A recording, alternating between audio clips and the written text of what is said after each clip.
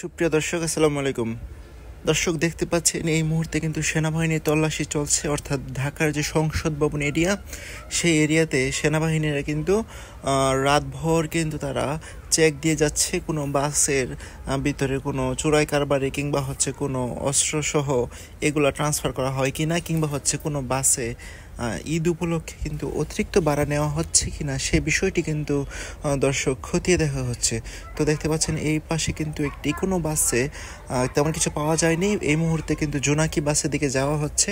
তো এই বাসে সম্ভবত যতটা শুনতে পেরেছি বা যে সেনাবাহিনী শুনতে পেরেছে যে এখানে অতিরিক্ত ভাড়া নেওয়া হচ্ছে।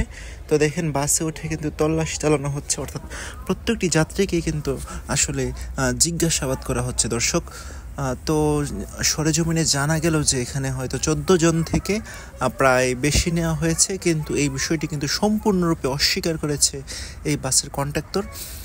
তো দেখতে পাচ্ছেন যে সেনাবাহিনীর তত্ত্বাবধানে কিন্তু বাড়তি টাকাগুলা কিন্তু ফেরত দিতে বাধ্য হচ্ছে বাসের কন্ডাক্টর, অর্থাৎ 14 জন থেকে 100 টাকা করে বেশি নিয়েছে। অর্থাৎ যেখানে ঢাকা টু নোয়াখালী ভাড়া হচ্ছে 550 টাকা করে, সেখানে কিন্তু তারা নিচ্ছে 650 টাকা করে।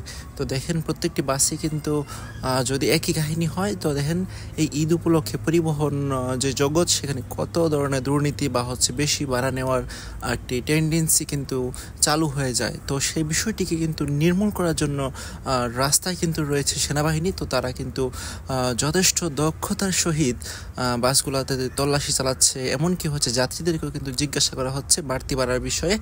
তো যদি এরকম কিছু প্রমাণ পায়, তখন তারা যে অতিরিক্ত বাড়তি ভাড়া নিয়েছে সেটা কিন্তু ফেরত দেওয়ার ব্যবস্থা করে দেয়।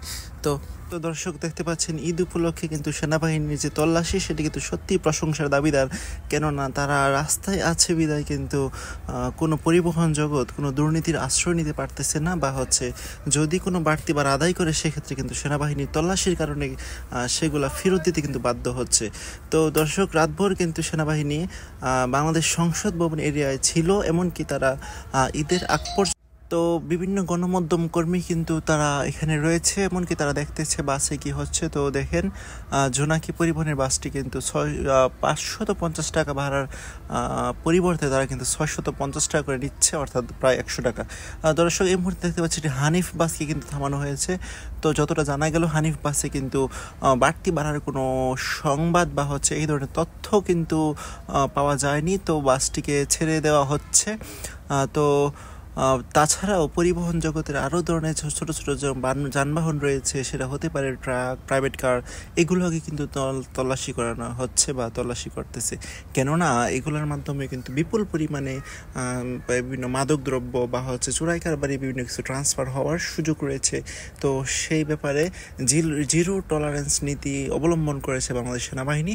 তো দেখতে পাচ্ছেন তাদের কিন্তু রাতভর যে পরিশ্রম, সে পরিশ্রমের কারণে বাংলাদেশের যে গণপরিবহনের চিত্র সেটি কিছুটা হলেও স্বাভাবিক রয়েছে, বা তারা সর্বোচ্চ চেষ্টা করতেছে। তো দর্শক, এই ছিল আজকের মতো। মিরাজ ঢাবি চ্যানেলটি সাবস্ক্রাইব করবেন। এমনকি আপনাদের কোনো মূল্যবান মতামত থাকলে সেটি কিন্তু অবশ্যই কমেন্টে জানাতে পারেন, কেননা আপনাদের মতামতের উপর ভিত্তি করে কিন্তু আমাদের চ্যানেলে পরবর্তী ভিডিওগুলো আপলোড দেওয়া হবে। তো ভালো থাকুন, সকলকে ঈদের শুভেচ্ছা। আর যারা এখনও চ্যানেলটি সাবস্ক্রাইব করেনি অবশ্যই সাবস্ক্রাইব করবেন। ধন্যবাদ, আসসালামু আলাইকুম।